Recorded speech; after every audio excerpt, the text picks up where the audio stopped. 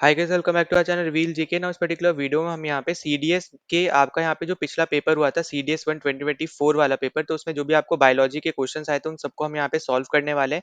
इससे पिछले वीडियो में हमने यहाँ पे पॉलिटी के क्वेश्चन सॉल्व किए थे। अगर आपने वो वीडियो नहीं देखी है तो जाके आप जरूर देख लेना उसको। आप उस पर्टिकुलर वीडियो से आपको आइडिया लग जाएगा कि रिसेंटली आपको किस टाइप के क्वेश्चंस यहाँ पे पूछे गए हैं। अगर आप चैनल पे पहली बार आए हो तो प्लीज सब्सक्राइब कर देना, वीडियो को जितना ज्यादा हो सकता है इस वीडियो को शेयर कर देना ताकि ज्यादा से ज्यादा लोगों तक पहुंच पाए। और आपने अभी तक टेलीग्राम चैनल ज्वाइन नहीं किया तो वो भी आप यहाँ पे जरूर ज्वाइन कर लेना, लिंक डिस्क्रिप्शन में दे रखा है, वहां पे जाके आप ज्वाइन कर सकते हो।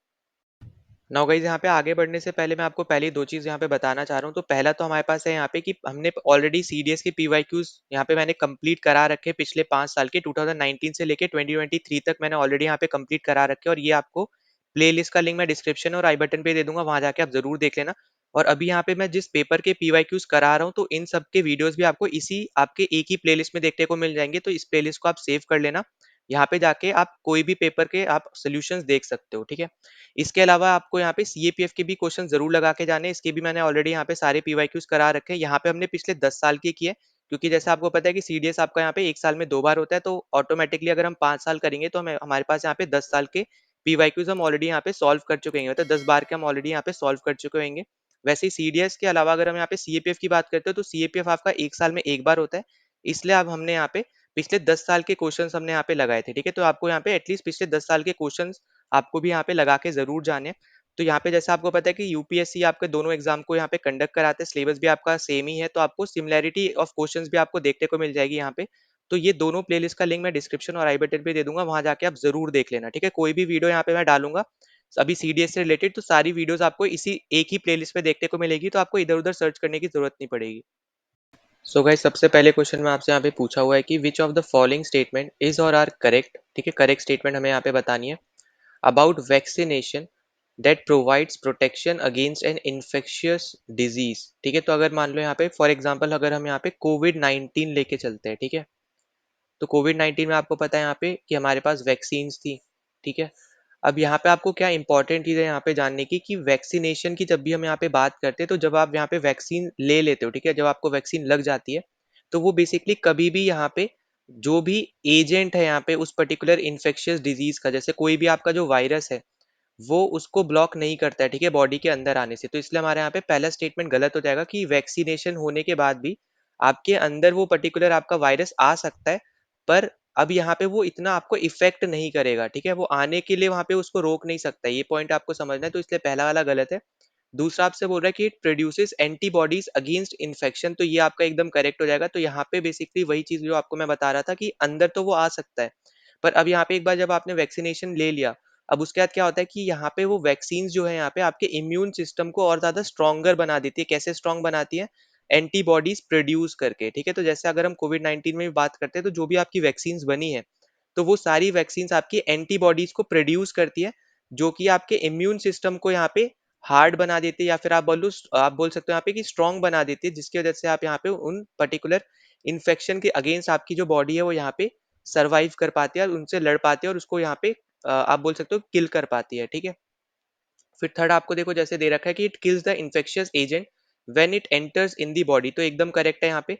तो हमेशा याद रखना कि जब तक वो अंदर नहीं आएगा तब तक वैक्सीनेशन कुछ नहीं करेगा, ठीक है। पहली चीज ये समझनी है। दूसरी चीज आपको समझनी है कि अंदर वो अभी भी आ सकता है, पर अंदर आके आपको अब यहाँ पे जब एक बार आप वैक्सीनेशन ले लोगे तो अब आपको वो इफेक्ट नहीं करेगा, क्योंकि अब यहाँ पे जो वैक्सीनेशन लेने के बाद आपकी यहाँ पे मल्टीपल आप बोल सकते हो यहाँ पे एंटीबॉडीज बनना शुरू हो जाएंगी उस वैक्सीनेशन की वजह से, जिसकी वजह से आपकी यहाँ पे जो इम्यून सिस्टम है बहुत ज्यादा स्ट्रांग हो जाएगा और उस पर्टिकुलर इन्फेक्शियस एजेंट को, ठीक है, जैसे इस केस में वायरस है, उसको यहाँ पे किल करके यहाँ पे उसको किल करेगा और यहाँ पे आपकी जो बॉडी है वो यहाँ पे सेफ रहेगी, ठीक है। तो ये पॉइंट आपको यहाँ पे समझना था। तो राइट आंसर हमारा हो जाएगा यहाँ पे सी ऑप्शन 2 और 3 ओनली।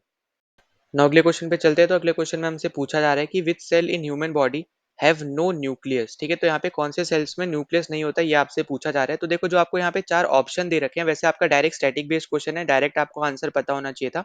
तो यहाँ पे राइट आंसर अपना वैसे होने वाला है यहाँ पे आरबीसी, ठीक है। तो यहाँ पे रेड ब्लड सेल हमारे यहाँ पे आंसर होगा।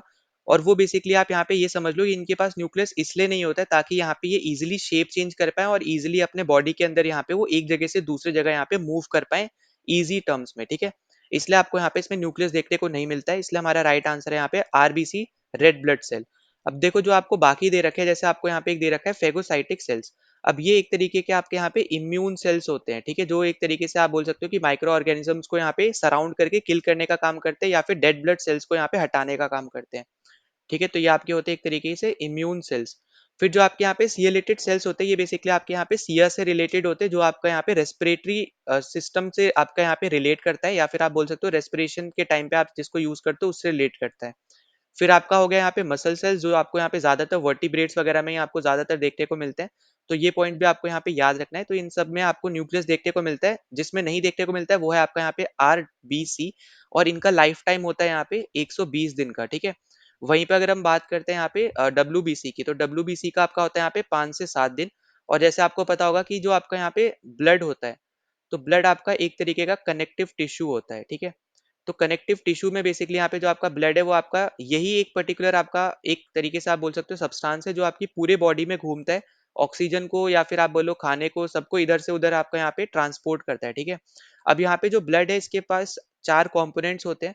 कौन कौन से कंपोनेंट्स होते हैं? एक होता है आपका यहाँ पे WBC, एक होता है आपका यहाँ पे RBC। ठीक है, यहाँ पे ये दो हो गए। फिर आपका होता है यहाँ पे एक प्लाज्मा, और लास्ट आपका होता है यहाँ पे प्लेटलेट्स। ठीक है, तो ये सब आपको यहाँ पे पता होना चाहिए। तो राइट आंसर हमारा यहाँ पे क्या हो जाएगा? C option. ना अगले क्वेश्चन पे चलते हैं। तो अगला क्वेश्चन हमसे यहाँ पे पूछा जा रहा है कि an antibacterial enzyme present in saliva and tears is called. ठीक है, तो यहाँ पे आपको देखो डायरेक्ट आपका यहाँ पे स्टैटिक बेस्ड क्वेश्चन है ये। ठीक है, तो यहाँ पे ये भी याद रखना है, डायरेक्ट आपका यहाँ पे स्टैटिक बेस्ड क्वेश्चन है। तो पहले तो हम यहाँ पे चारों डिस्कस कर लेते हैं। देखो सबसे पहले तो आपको पता होना चाहिए कि एंजाइम्स क्या होते हैं। तो एंजाइम्स आपके होते हैं जो आपकी आप बोल सकते हो यहाँ पे जो भी आपको केमिकल रिएक्शंस हो रहे हैं, ठीक है, बॉडी के अंदर। तो यहाँ पे मैं लिख के ही चल रहा हूँ यहाँ पे।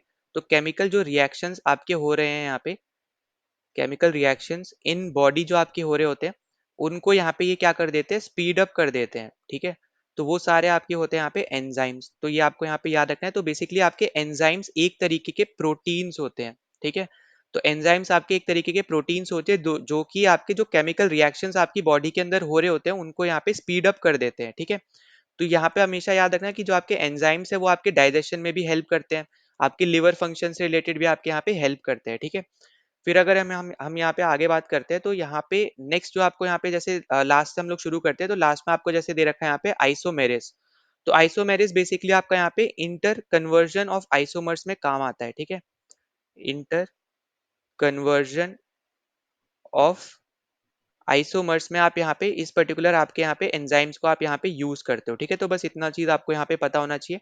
नेक्स्ट जैसे अगर हम आगे बात करें, तो नेक्स्ट आपका यहाँ पे आ जाता है जो हमारा दे रखा है यहाँ पे राइबोजाइम्स। ठीक है, तो देखो राइबोजाइम्स की अगर हम यहाँ पे बात करते हैं, तो ये एक तरीके से यहाँ पे जीन फंक्शन के काम को रेगुलेट करता है। ठीक है, तो यहाँ पे मैं लिख भी दे रहा हूँ। तो यहाँ पे क्या करता है? रेगुलेट करता है यहाँ पे जीन फंक्शन को। ठीक है, तो ये पॉइंट आपको यहाँ पे याद रख लेना है। फिर इसके अलावा अगर हम नेक्स्ट की बात करते हैं, तो देखो यहाँ पे जो हमारा राइट आंसर है वो है हमारे यहाँ पे लाइसोजाइम। और लाइसोजाइम बेसिकली आपका क्या करता है? तो लाइसोजाइम आपका एक तरीके से डिस्ट्रॉय करता है आपके बैक्टीरिया को। ठीक है, बैक्टीरिया को यहाँ पे डिस्ट्रॉय करता है जो भी एंटर करने का ट्राई कर रहा होता है हमारी बॉडी के अंदर। ठीक है, तो ये पॉइंट आपको यहाँ पे याद रखना है। तो ये क्या करता है? ये आपका डिस्ट्रॉय करता है यहाँ पे बैक्टीरिया को। ठीक है, बैक्टीरिया को यहाँ पे ये डिस्ट्रॉय करता है, जो भी हमारे बॉडी के अंदर आने का ट्राई कर रहे होते हैं जो भी बैक्टीरिया, उनको यहाँ पे ये डिस्ट्रॉय करता है। और ये कहाँ कहाँ आपको देखने को मिलते हैं? तो देखो लाइसोजाइम्स आपके जैसे आपको दे रखा है, एक तो हो गया आपका यहाँ पे सलाइवा। ठीक है, एक आपका हो गया यहाँ पे टीयर्स। फिर टीयर्स के अलावा भी आपको यहाँ पे देखने को मिलता है, वो आपका होता है यहाँ पे स्वेट। ठीक है, जो आपको पसीना वगैरह आता है ये सब। ठीक है, तो ये चीज आपको यहाँ पे याद रख लेनी है। और कोई भी आपके यहाँ पे जो दूसरे बॉडी फ्लूइड्स होते हैं उन सब में आपको देखने को मिलता है। ठीक है, तो बॉडी फ्लूइड्स में आपको यहाँ पे ये पर्टिकुलर एंजाइम आपको यहाँ पे देखने को मिलता है। फिर बाकी आपको लाइपेज तो पता ही है यहाँ पे, ये आपको ये क्या करता है? ये बेसिकली आपका यहाँ पे डाइजेशन में काम करता है, डाइजेशन ऑफ फैट करता है। ठीक है, फैट के डाइजेशन में आपका यहाँ पे ये हेल्प करता है। तो हमारा राइट आंसर यहाँ पे क्या हो जाएगा? सी ऑप्शन, लाइजोजाइम हमारा यहाँ पे राइट आंसर था। डायरेक्ट स्टैटिक बेस्ड क्वेश्चन था, तो ये हमें यहाँ पे पता होना चाहिए।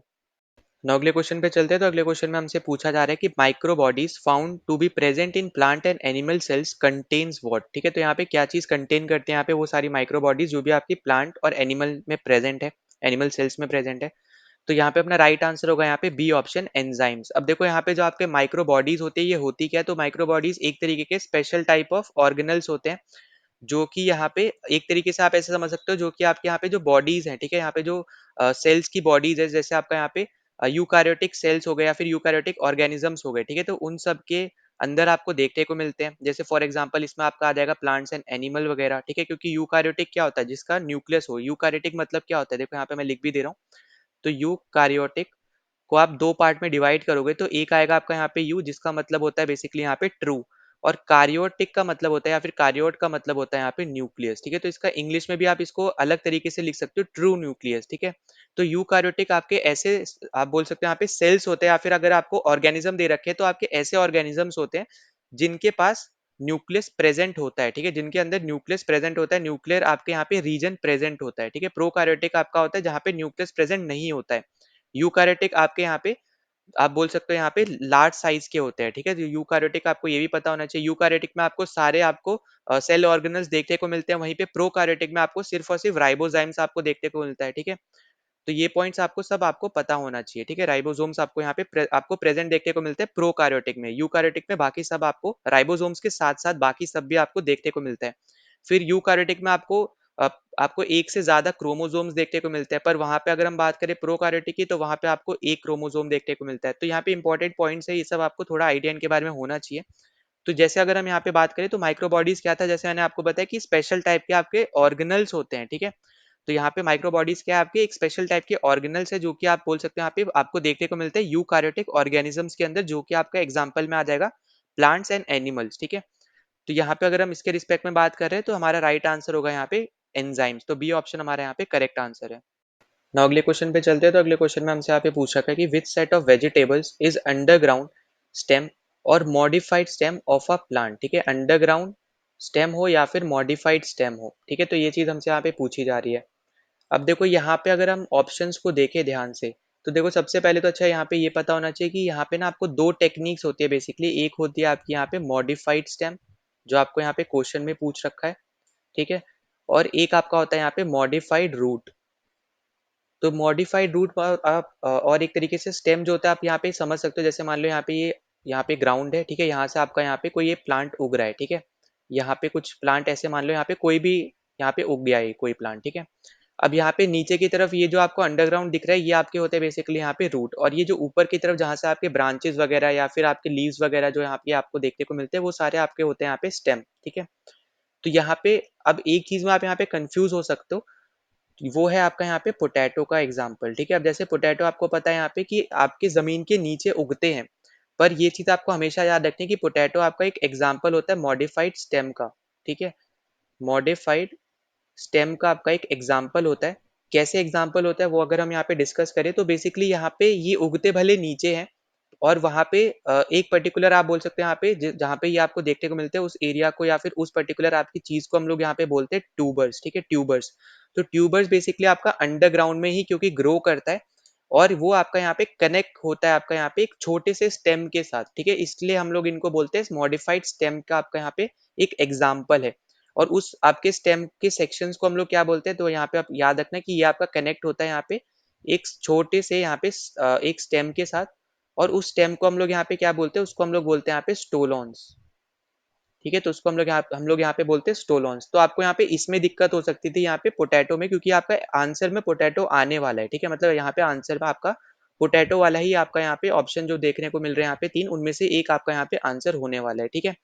अब यहाँ पे अगर हम आगे बात करते हैं तो देखो जैसे मैंने आपको यहाँ पे बताया कि स्टेम्स वाले में आपको यहाँ पे ऊपर की तरफ देखने को मिलता है, अगर वो नीचे भी देखने को मिल रहा है तो वो आपके कुछ स्पेसिफिकेशन आपके यहाँ पे कुछ स्पेसिफाइड केसेस हैं, ठीक है। जैसे आपका यहाँ पे पोटैटो का केस है, जो आपका ट्यूबर जो होता है वो आगे जाके एक छोटे से स्टेम के साथ कनेक्ट होता है, जिसके सेक्शन को, ठीक है, ये आपका बेसिकली यहाँ पे एक छोटा सा सेक्शन होगा जिसको हम लोग बोलते हैं यहाँ पे स्टोलोन्स।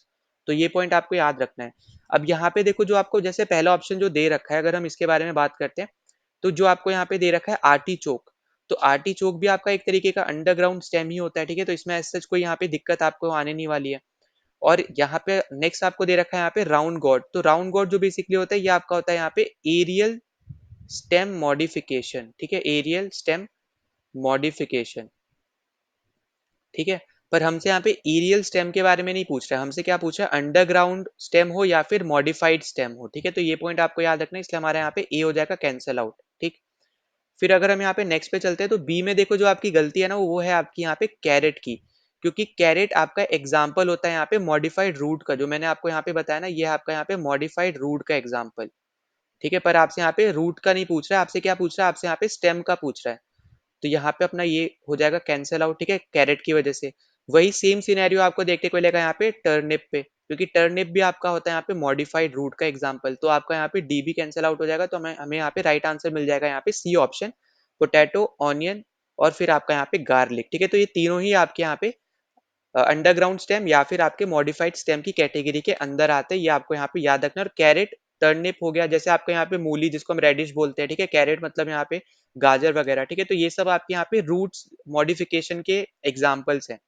ठीक है, तो इसमें आपको कंफ्यूज नहीं होना है। ठीक है, तो हमारे यहाँ पे राइट आंसर क्या हो जाएगा, यहाँ पे राइट आंसर हमारे यहाँ पे सी ऑप्शन। अच्छा, यहाँ पे आपको ये हो सकता है कि आपको राउंड गार्ड के बारे में आपको ना पता हो, तो बेसिकली हिंदी में हम लोग इनको बोलते हैं टिंडा। ठीक है, टिंडे या टिंडा जो भी आप बोलते हो, तो उस इनको हम लोग यहाँ पे ये चीज बोलते हैं, तो ये आपको पता होना चाहिए, ये आपके एरियल स्टेम मॉडिफिकेशन के अंदर आते हैं। ठीक है, और बाकी वजह से मैंने आपको यहाँ पे बताया कि कैरेट वगैरह आपका हो गया, रेडिश वगैरह हो गया, या फिर आपका यहाँ पे टर्निप वगैरह हो गया, तो ये सब आपके यहाँ पे रूट मॉडिफाइड रूट की कैटेगरी के अंदर आते हैं, ना कि मॉडिफाइड स्टेम की कैटेगरी के अंदर। ठीक है, तो इसलिए हमारा राइट आंसर हमारा यहाँ पे सिर्फ एक ही ऑप्शन बचा है, वो हमारे पास यहाँ पे सी ऑप्शन। ना अगले क्वेश्चन पे चलते हैं। तो अगले क्वेश्चन में हमसे पूछा जा रहा है, the casual organism of dengue fever या dengue fever is a mosquito borne virus which belongs to which one among the following categories. ठीक है, कौन सी कैटेगरीज के आपके यहाँ पे अंदर आता है ये पर्टिकुलर आपका यहाँ पे जो वायरस है ये। अब देखो, यहाँ पे आपको पता होना चाहिए कि जो आपका यहाँ पे डेंगू या डेंगी फीवर होता है, ये आपका यहाँ पे कॉज करता है आपका यहाँ पे एडीज जो मॉस्किटो होता है वो। ठीक है, तो एडीज की वजह से आपको यहाँ पे डेंगू होता है। अब यहाँ पे देखो, एडीज की वजह से और भी आपकी बीमारी हैं जो यहाँ पे होती हैं, वो हम पहले यहाँ पे डिस्कस कर लेते हैं। तो जैसे आपका यहाँ पे एक हो गया डेंगू, ठीक है, यहाँ पे ऊपर लिखा है। फिर आपका एक हो जाएगा यहाँ पे येलो फीवर। ठीक है, तो यहाँ पे वापस से लिख दे रहा हूँ सही से। तो एक हो जाएगा आपका यहाँ पे येलो फीवर। फिर येलो फीवर के बाद आपका हो जाएगा यहाँ पे एक जीका फीवर। ठीक है, जीका फीवर आप बोल सकते हो इसको ही हम लोग यहाँ पे जीका वायरस के नाम से भी जानते हैं। ठीक है, तो ये भी पॉइंट आपको यहाँ पे याद रखना है। फिर इसके अलावा अगर हम आगे बात करें तो लास्ट वाला जो है आपका यहाँ पे ये हो जाएगा आपका यहाँ पे चिकन गुनिया। ठीक है, चिकन गुनिया।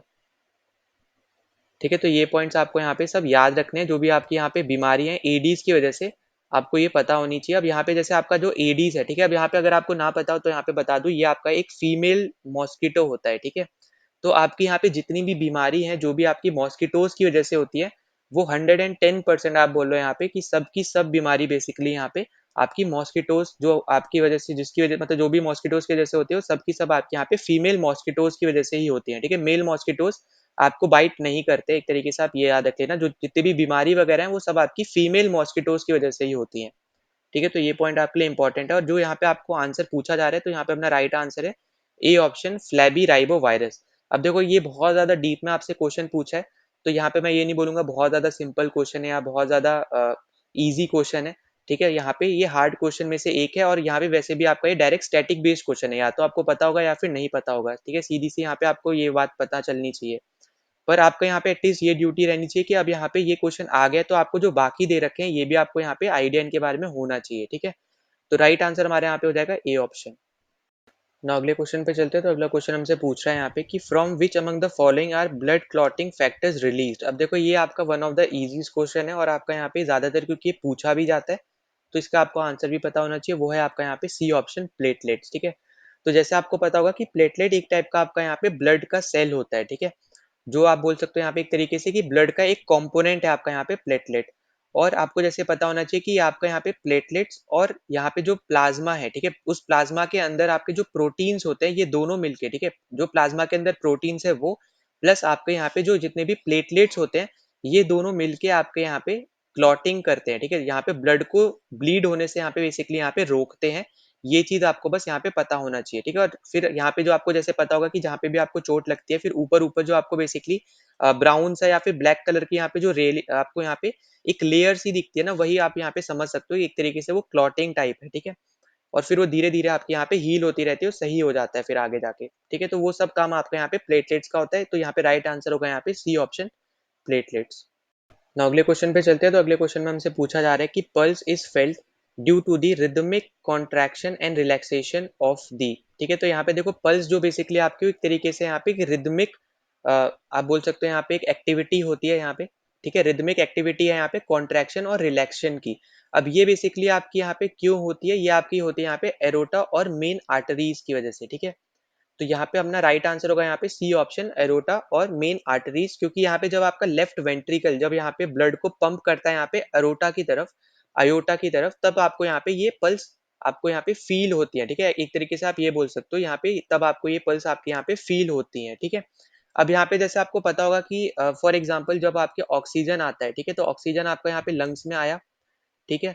फिर लंग्स के बाद यहाँ पे क्या होगा, अब वो आपका बन जाएगा ऑक्सीनेटेड ब्लड, ठीक है। मतलब ब्लड के साथ क्योंकि वो आपका मिक्स हो जाएगा, तो अब आपका यहाँ पे बन जाता है ऑक्सीनेटेड ब्लड, और फिर वो आपका यहाँ पे पल्मोनरी वीन्स के साथ, ठीक है, मतलब यहाँ पे वीन्स जो आपकी है यहाँ पे पल्मोनरी वीन्स, ठीक है, ये अलग वीन्स है, नॉर्मल वीन्स की बात नहीं कर रहा हूँ यहाँ पे, पल्मोनरी वीन्स, उसके थ्रू आपकी यहाँ पे ये जो ऑक्सीनेटेड ब्लड है ये आपका जाता है लेफ्ट आपके यहाँ पे आर्ट्रियम में। फिर लेफ्ट आर्ट्रियम के बाद आपका यहाँ पे जाता है लेफ्ट वेंट्रिकल में, ठीक है। तो यहाँ पे मैं सब पूरा आपको प्रोसेस बता दे रहा हूँ, ठीक है, यहाँ पे जो आपका होता है। फिर लेफ्ट वेंट्रिकल के बाद आपका जाता है यहाँ पे अरोटा में, ठीक है। अरोटा के बाद आपका यहाँ पे जाता है आर्टरीज में, इसके बाद आपका यहाँ पे चला जाता है कैपिलरीज में, ठीक है, कैपिलरीज।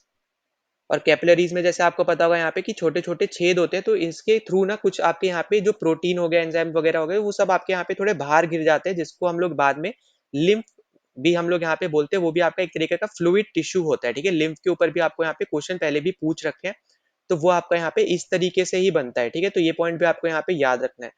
फिर इसके अलावा अगर हम आगे बात करते हैं तो देखो कैपिलरीज के बाद क्या होगा, यहाँ पे ये जाएगा सेल के अंदर, सेल के अंदर जाते ही आपका हो जाएगा यहाँ पे रेस्पिरेशन।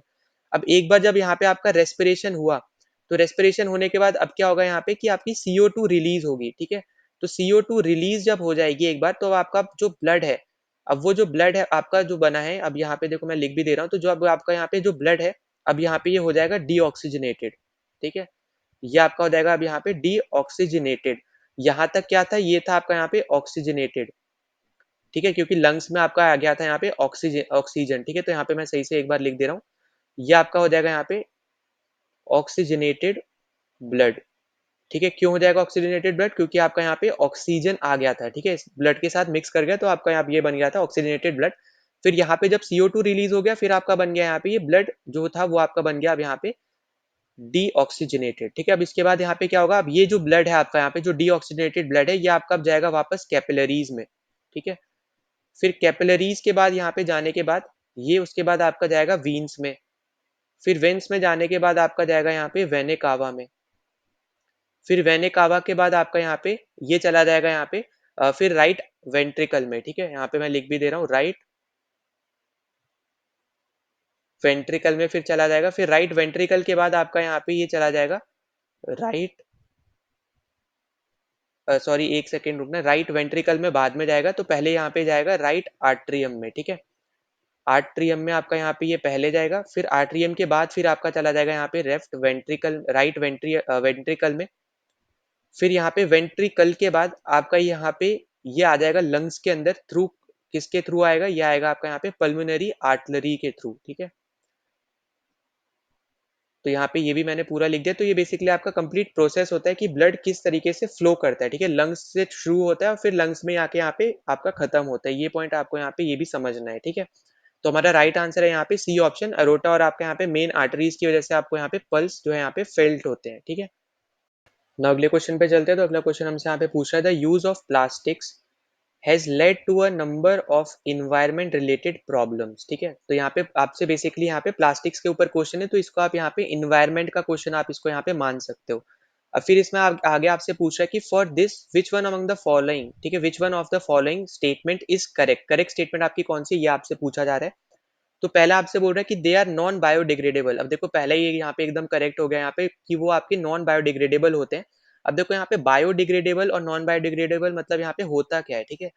तो यहाँ पे मैं ये लिख दे रहा हूँ यहाँ पे, ठीक है। सबसे पहले तो आपके जो बायोडिग्रेडेबल होते हैं, तो बायोडिग्रेडेबल बेसिकली आपके यहाँ पे ऐसी चीजें होती हैं, आप बोल सकते हो यहाँ पे, जो कि इजीली डिकम्पोज हो जाती है यहाँ पे बैक्टीरिया की हेल्प से, ठीक है। तो यहाँ पे आपके बायोडिग्रेडेबल वेस्ट आपके ऐसे वेस्ट होते हैं बेसिकली यहाँ पे जो डिकम्पोज हो जाते हैं इजीली, ठीक है, डिकम्पोज हो जाते हैं यहाँ पे, डिकम्पोज हो जाते हैं इजीली, किसकी मदद से, यहाँ पे बैक्टीरिया की मदद से, ठीक है, तो ये पॉइंट्स आपको यहाँ पे याद रखना है। बैक्टीरिया बोल लो या फिर आप बोल सकते हो यहाँ पे लिविंग ऑर्गेनिजम्स की वजह से। ठीक है, लिविंग ऑर्गेनिजम्स की वजह से आपके यहाँ पे ये इजीली डिकम्पोज हो जाते हैं। उन सब मटेरियल्स को, उन सब वेस्ट को हम लोग बोलते हैं यहाँ पे बायोडिग्रेडेबल वेस्ट। ठीक है, तो उसी तरीके से आप बोल लो यहाँ पे बायोडिग्रेडेबल। इसी का ठीक अपोजिट होता है यहाँ पे नॉन बायोडिग्रेडेबल। तो यहाँ पे अगर हम बात करें तो देखो यहाँ पे जो आपके प्लास्टिड्स हैं, ठीक है, तो ये आपके ऑब्वियस सी बात है यहाँ पे कि ये नॉन बायोडिग्रेडेबल ही होंगे। ठीक है, तो क्योंकि आपके यहाँ पे ये इजिली डिकम्पोज नहीं होते और इसकी वजह से ये आपको बेसिकली यहाँ पे एनवायरमेंट रिलेटेड प्रॉब्लम्स आपको यहाँ पे देखने को मिलती है। ठीक है, तो ये पॉइंट आपको यहाँ पे याद रखना है कि ये इजिली डिकम्पोज नहीं होते हैं आपके बैक्टीरिया और लिविंग ऑर्गेनिजम्स की वजह से, इसलिए आपका यहाँ पे ये होते हैं नॉन बायोडिग्रेडेबल और इसलिए आपके यहाँ पे पहली स्टेटमेंट करेक्ट है। ठीक है, अब हम यहाँ पे बाकी भी देख लेते हैं। तो बी आपसे बोल रहा है कि they do not get release into water and food. अब ये आपका गलत हो जाएगा क्योंकि यहाँ पे नॉट लगा दिया, क्योंकि आपके यहाँ पे ये रिलीज होते हैं। ठीक है, तो इसलिए आपका यहाँ पे गलत हो जाएगा। सी आपसे बोल रहा है कि they do not have any biochemical synthesis activity. अब ये यहाँ पे वापस से नॉट लगाया तो ये भी गलत है क्योंकि उनके पास बेसिकली वो यहाँ पे बायोकेमिकल सिंथेसिस एक्टिविटी यहाँ पे कर सकते हैं। ठीक है, तो ये भी आपका यहाँ पे इसलिए गलत है। फिर डी आपसे बोल रहा है कि दे आर हार्मलेस। अब देखो ये तो आपको यहाँ पे ऑब्वियस सी बात है, एकदम गलत हो जाएगा क्योंकि आपको क्वेश्चन में ही दे रखा है कि the use of plastic has led to the number of environment related problem. अब जब एक बार इन्वायरमेंट रिलेटेड प्रॉब्लम हो रही है तो वो कैसे हार्मलेस हो सकते हैं ह्यूमंस के लिए? ऑब्वियस सी बात है, यहाँ पे आपका डी ऑप्शन तो ऐसे ही गलत हो जाएगा क्योंकि क्वेश्चन के अकॉर्डिंगली आप यहाँ पे एलिमिनेट कर सकते थे, वरना आपको अगर थोड़ा आइडिया भी होता तब भी आप इसको एलिमिनेट कर सकते थे। ठीक है, तो हमारा राइट आंसर है बेसिकली यहाँ पे ए ऑप्शन। और ये आपका इजी क्वेश्चन था क्योंकि आपको स्टेटमेंट, डायरेक्ट स्टेटमेंट आपको दे दिया। अगर थोड़ा घुमा के स्टेटमेंट देता तो आप यहाँ पे बी सी के साथ साथ आप दूसरे स्टेटमेंट में भी कंफ्यूज हो सकते थे। ठीक है, तो यहाँ पे आपको डायरेक्ट स्टेटमेंट दे रखी है, बुकिश आपकी यहाँ पे स्टेटमेंट है जो बुक्स में प्रेजेंट होती है। तो राइट आंसर हमारा हो जाएगा यहाँ पे ए ऑप्शन। ना अगले क्वेश्चन पे चलते हैं। तो अगले क्वेश्चन में आपसे पूछा जा रहा है कि व्हेन एग्स आर हीटेड, ठीक है, when eggs are heated the transparent liquid portion around yolk turns solid and turbid white. This happens due to the thermal denaturation of what. ठीक है, तो देखो जो आपका यहाँ पे जो प्रोसेस दे रखा है थर्मल डीनेचुरेशन, ये बेसिकली आपके यहाँ पे प्रोटीन को ब्रेक डाउन करने का एक प्रोसेस होता है। ठीक है, तो यहाँ पे बेसिकली आप करते क्या हो कि जब आप यहाँ पे प्रोटीन को हीट करते हो तब यहाँ पे थर्मल मोशन और यहाँ पे दूसरे फैक्टर्स की मदद से आप यहाँ पे प्रोटीन के स्ट्रक्चर को ब्रेक डाउन करते हो। ठीक है, अब यहाँ पे जो आपको जैसे दे रखा है, यहाँ पे जो व्हाइट वाली टर्म दे रखी है ना, तो यहाँ पे जो आपका, इसको हम लोग बोलते हैं यहाँ पे एग व्हाइट। ठीक है, और एग व्हाइट को ही हम लोग यहाँ पे एक और टर्म से जानते हैं, वो आपकी होते हैं यहाँ पे क्लियर प्रोटीन पोर्शन। ठीक है, तो ये सब पॉइंट्स आपको यहाँ पे याद रखने हैं। तो यहाँ पे एग व्हाइट को हम लोग यहाँ पे क्लियर प्रोटीन पोर्शन के नाम से जानते हैं और यहाँ पे ये बहुत ज्यादा रिच होता है यहाँ पे प्रोटीन में। ठीक है, बहुत ज्यादा आप बोल सकते हो हाईली रिच होता है आपका यहाँ पे प्रोटीन में। अब यहाँ पे जैसे मैंने आपको पहले बताया कि थर्मल डीनेचुरेशन आप यहाँ पे जब करोगे तब यहाँ पे क्या होगा, बेसिकली आप यहाँ पे एक हाई टेम्परेचर पे प्रोटीन को यहाँ पे हीट कर रहे हो। ठीक है, तो यहाँ पे इस पर्टिकुलर प्रोसेस के अंदर, जिसकी अंदर से आप यहाँ पे इजी टर्म्स में आप यहाँ पे प्रोटीन के स्ट्रक्चर को ब्रेक डाउन कर लेते हो, वही आपसे यहाँ पे डायरेक्टली पूछा हुआ था। ठीक है, ये भी आपका इजी क्वेश्चन मैं नहीं बोलूंगा, पर यहाँ पे मॉडरेट लेवल का आपका यहाँ पे क्वेश्चन था। ठीक है, तो यहाँ पे राइट आंसर हो जाएगा यहाँ पे बी ऑप्शन, क्योंकि डायरेक्ट आपका फैक्ट बेस्ड है, या तो आपको पता होगा या फिर नहीं पता होगा। ठीक है, तो डायरेक्ट आंसर है आपका यहाँ पे बी ऑप्शन। नाउ इसी के साथ हमने यहाँ पे सारे बायोलॉजी से रिलेटेड हमने यहाँ पे जितने भी क्वेश्चन हमारे आए थे यहाँ पे CDS 1 2024 में, वो सब हमने यहाँ पे कंप्लीट कर लिए। अगर आपने अभी तक टेलीग्राम चैनल ज्वाइन नहीं किया तो ज्वाइन कर लेना, लिंक मैंने यहाँ पे डिस्क्रिप्शन में दे रखा है। साथ ही साथ आप, अगर आप पहली बार चैनल पे आए तो प्लीज सब्सक्राइब कर देना, वीडियो को शेयर कर देना जितना ज्यादा हो सकता है। और यहाँ पे अगर आपको कोई भी डाउट होता है, कोई सजेशन होता है, तो कमेंट सेक्शन में जरूर आप यहाँ पे मेंशन कर देना। और जैसे मैंने आपको शुरू में भी आपको यहाँ पे बताया कि यहाँ पे हमने CDS के ऑलरेडी 2019 से लेके 2023 तक जितने भी आपके यहाँ पे 10 पेपर हुए हैं CDS के पिछले 5 साल में, वो सब हमने यहाँ पे कवर कर रखे हैं। और अभी हम यहाँ पे CDS 1 2024 के क्वेश्चंस को हम लोग यहाँ पे प्रैक्टिस कर रहे हैं। ठीक है, तो यहाँ पे चलो मिलते हैं नेक्स्ट वीडियो में। जय हिंद।